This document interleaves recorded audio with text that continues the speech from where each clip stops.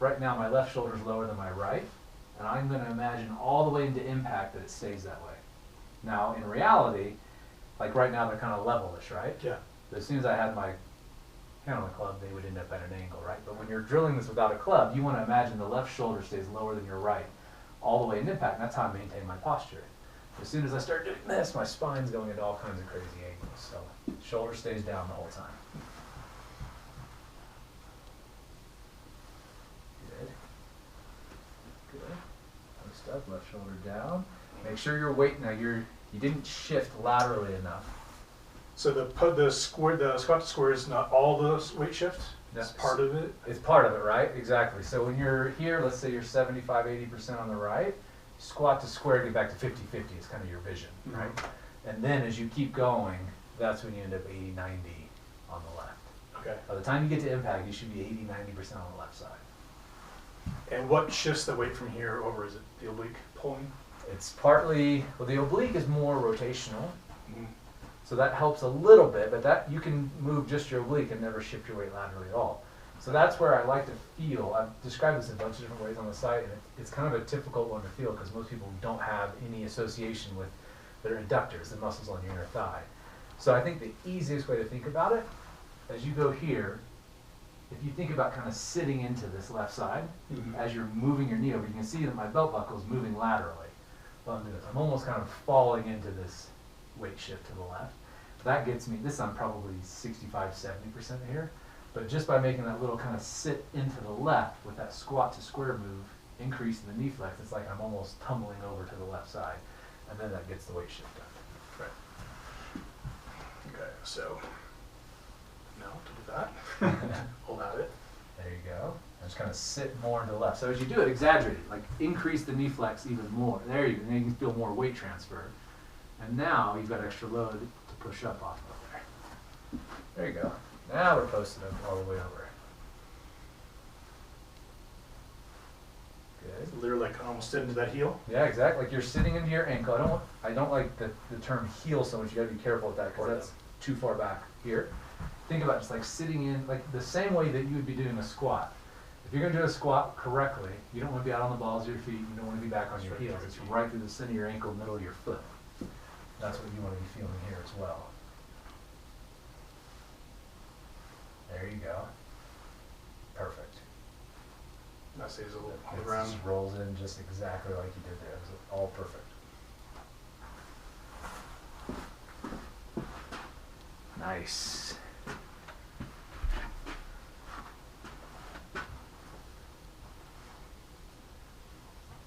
All right, so let me video you doing that drill. People are watching this. It's also 10,000 feet elevation in this one, so I look like I'm losing my breath. We're a little at altitude here, for sure. All right, so set up.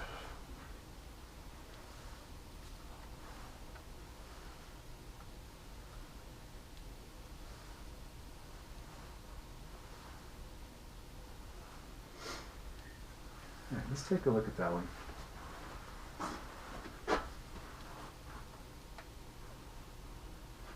So I'm sure all of this stuff feels like super exaggerated and crazy to you right now, but as you'll see, it's way more subtle than you think.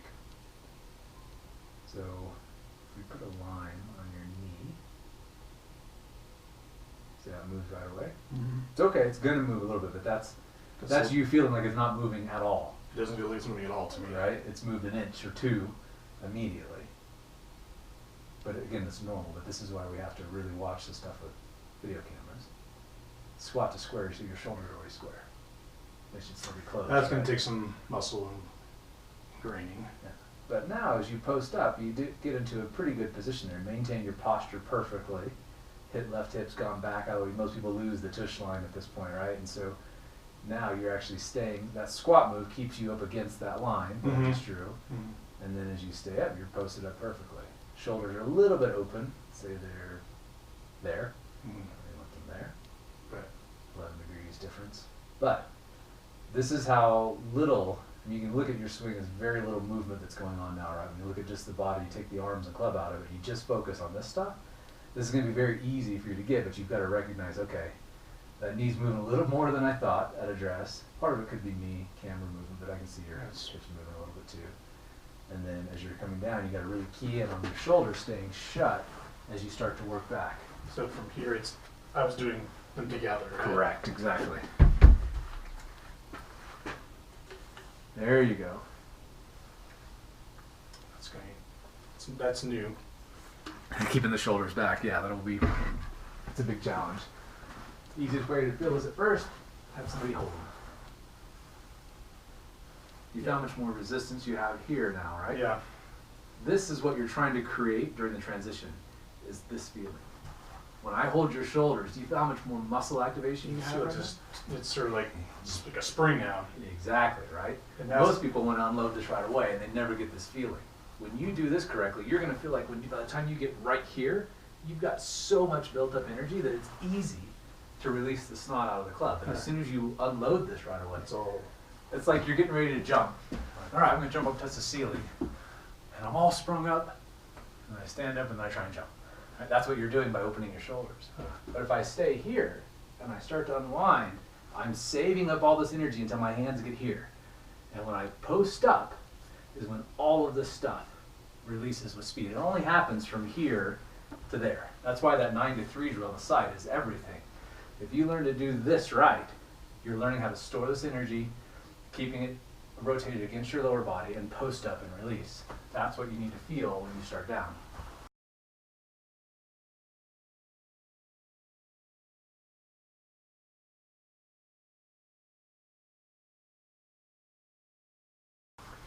And so that's delivery position somewhere around when you're square and your shoulders. When you think about the club's about parallel to the ground, when your hands are in front of your thigh, that's when everything needs to, the post all and the systems release. go, exactly. That's Right. the 9 to 3.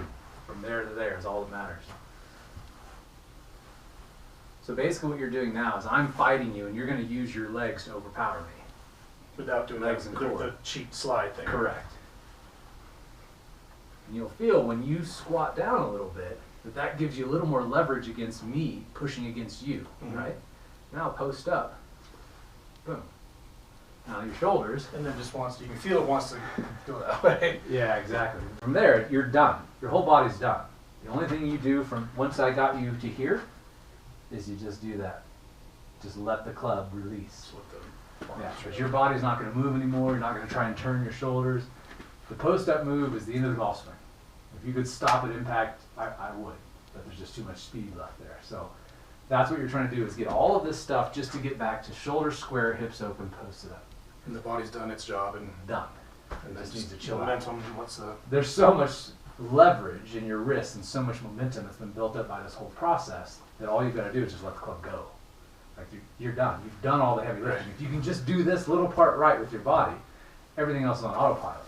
Because if you've gotten, you're doing this with some speed, by the time you get here, there's so much momentum that all of this stuff just wants to do that. And you just have to let it happen. That's it. That's those shots that you talked about. You feel like you didn't use your hands. You didn't feel like you used your hands.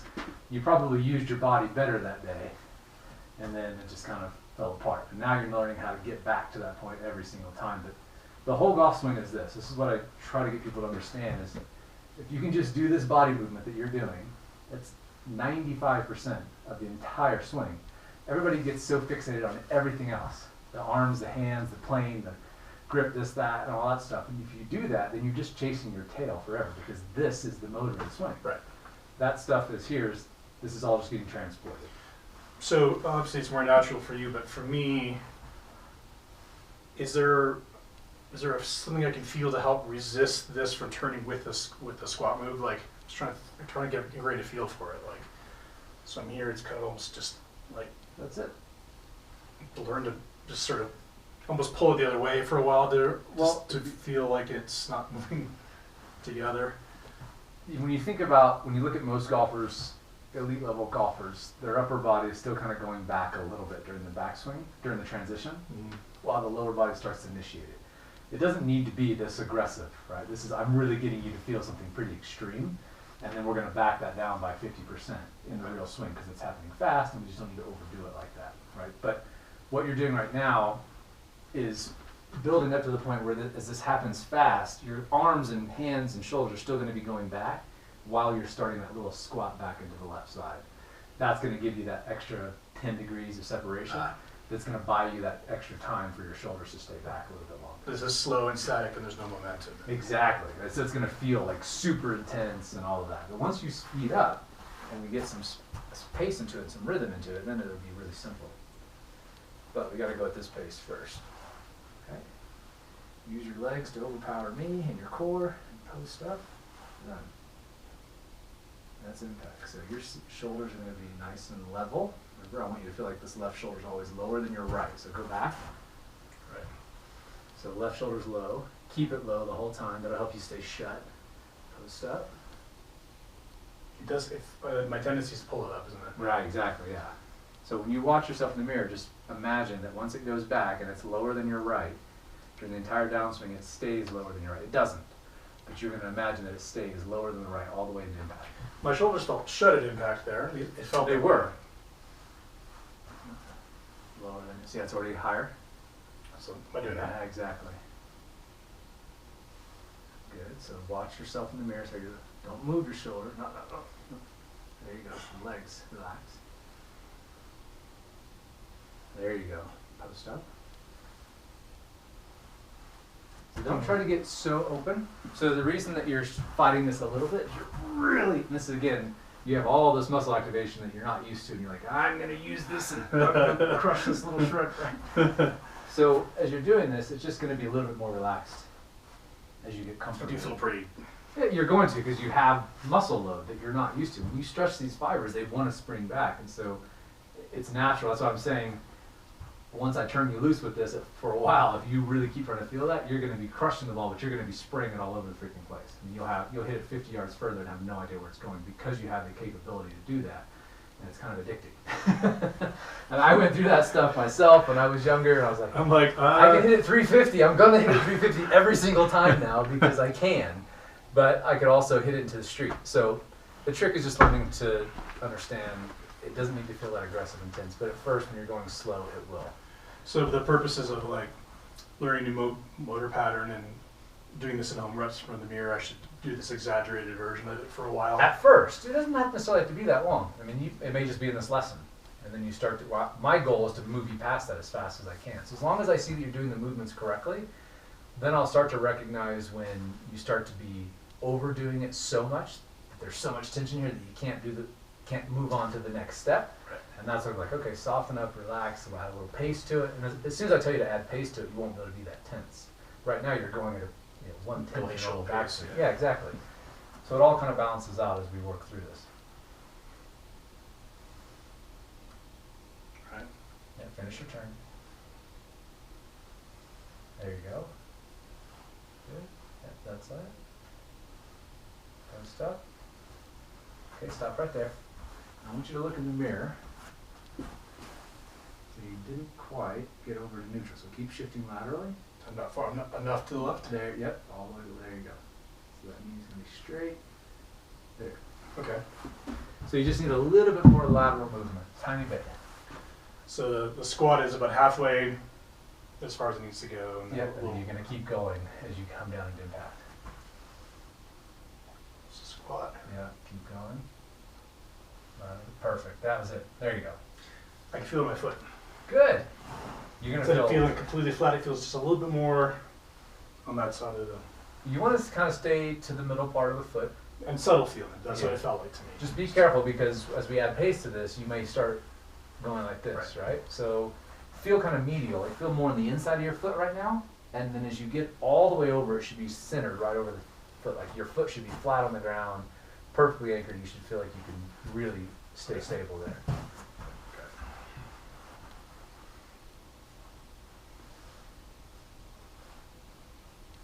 Post up.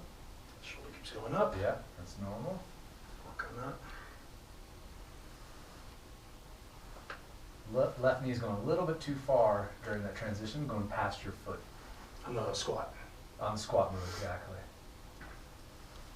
A lot less than I thought. It's there. That's it. That's all there is. It feels like that much to me. It is. Again, as long as you don't add any movements to what I'm telling you to do, your whole golf swing is going to feel like that much movement. Everything. When you pull your right shoulder blade back, it's 2 inches. your knee's moving an inch. Like your hips are only moving 3 inches. You know, it's so little, but everything that we do, we just add stuff that doesn't need to be there. From where I was locking my knee at before, it felt like 3 feet further this way I'm sure, yeah. from keeping it, All right, so Good. What a knee movement as you squat in. Plenty. Keep shifting. plenty, isn't it, right? That's it. All you're looking for is it should just be straight over your ankle. Any more than that is too far. My feet are the right width apart, more or less. Yeah, we're close. I wouldn't go any wider than that. It's just going to make your shift a little bit more difficult. It's got a bit, isn't it? Just good that. Not even that far. Right there. Again, think about it how you would do a normal squat move in the gym, right? You wouldn't squat like this with your knee way out here, right? Right. It wouldn't make any sense. Your knee is going to get right in line with your toes. And since your toes are a little bit out, the knee's going to be a little bit out. So you're going to squat back to here, which is right in line from this angle, whatever angle you have your left foot at, the knee should go there. It shouldn't be out like at a different angle. Yeah, I was doing it with feel, but when I look in the mirror, it's much easier to see. Yeah, exactly. This is your best friend. There's a lot of mirrors there. This is a big mirror for sure. Yeah, we have at our gym at the country club, there's a wall of mirrors. So Oh, perfect. so I'll watch.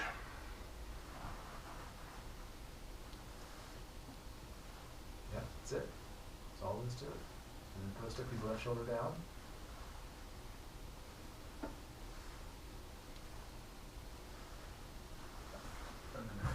Work on that a little bit. So you focus on your lower body. Okay. Just work on the lower body. Yeah. Done. See how little your upper body moved there, but look where it is. It's dead square. But you're just wanting to add something to it. Sort of. Exactly, right? So that's what I'm saying. Like all of this stuff is stupidly simple when you take your arms out of it and just focus on this and don't add any. Nothing happens from here up. From your chest up, you don't do anything in the golf swing, unless you don't want to hit it very far. Right? But if you want to hit it far, it's all happening from there down. And so as you start down, just relax your shoulders, check your tension, do a shrug and depress. At any point in the swing, you can do this. Like a lot of people hike their shoulders up in the backswing. Just shrug them up to your ears as hard as you can, and then depress them straight down. You're like, oh wow, I didn't realize how elevated they were. Keep them relaxed, and then as you start shifting down, my shoulders are totally limp there, totally relaxed. That's what you want to feel. You don't want to feel any tension in your traps at all.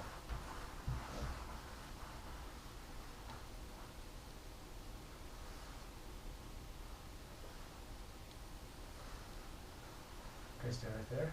Shrug your shoulders up to your ears as high as you can, and then press them to feel a difference. Yeah. There you go. Yeah, good. You caught it even on the backswing there. You did a little tiny baby shrug. I saw it. So, but this is good. This is helping you see when you start building tension in your swing, because it's just going to keep building and building and building. So if you start during the takeaway, and you're like, all right, I'm going to rip my shoulders around. As you start down, you're just going to use nothing but your shoulders. So during that takeaway move, it's really important that you stay chilled out and just keep them nice and relaxed. And if you're not sure, again, just shrug and depress and feel what it feels like to be in So they motion. should be really loose so that. When you're doing this drill like this, yes. Now, obviously, once you have a club in your hands, there's momentum, there's stuff that you've got to overcome and fight. And this club's got a lot of inertia when it's swinging around. So you're gonna activate these muscles. When you're doing these drills, they shouldn't be activated at all because you're not swinging a golf club. Right? There's nothing there. There is that. There is that.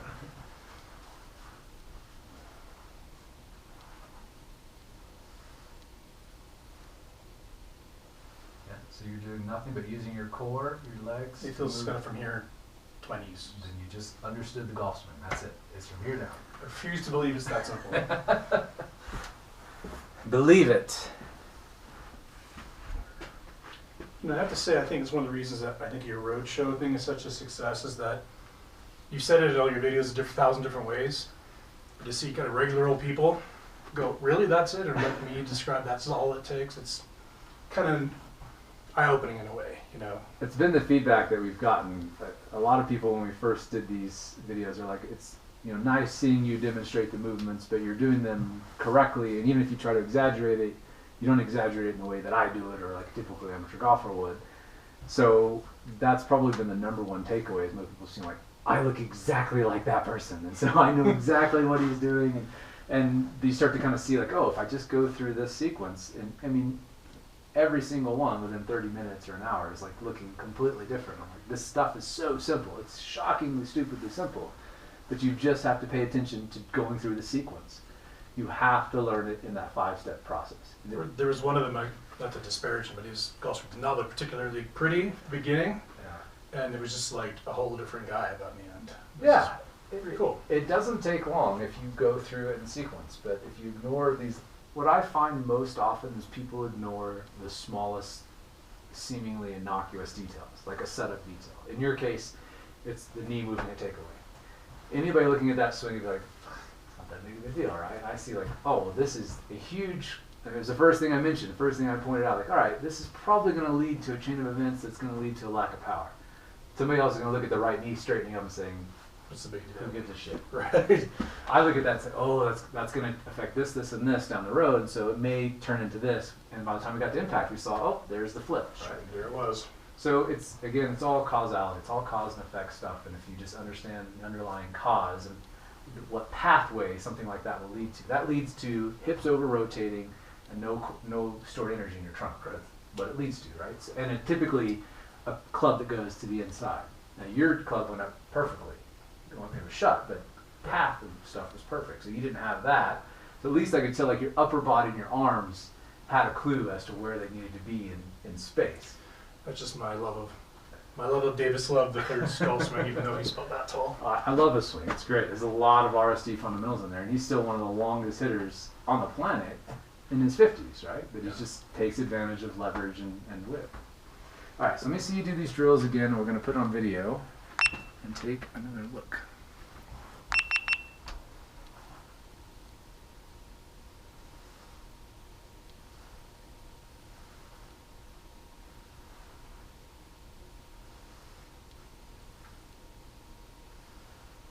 There you go. All right, let's take a quick look at that. Just make sure you are feeling what you're seeing here. So, right knee's moving a little bit. That's normal though, but it's not. You still have this angle. It's okay for it to straighten up a little bit. You're going to lose some flexion in your knee. The trick is when you straighten it right away, you can't build any energy in your trunk, right? So I don't mind that. That's totally fine. The trick is, do we use it to help us get down? Shoulders opening up a little bit. That'll have to work on, but still a little closed. I'm going to show you how to fix that in a second. But I want to see, do you post up well and use your legs to control the downswing? So now our shoulders are square. Remember we were earlier like 15 degrees open, 11 degrees open. Hips could be a little tiny bit more open. We're pretty close to perfect there. And that's just more post? Yeah, just a little bit more rotation, just using this oblique to pull you around just a little bit more, but it's marginal. I'm talking 5 degrees. So it's a combo of it's that and that. Exactly. Okay. Yeah. But what I want to do next is get you feeling how the shoulders work for the downswing. And the simplest way to do that is to turn down the line in a mirror like this. And now, as I start down,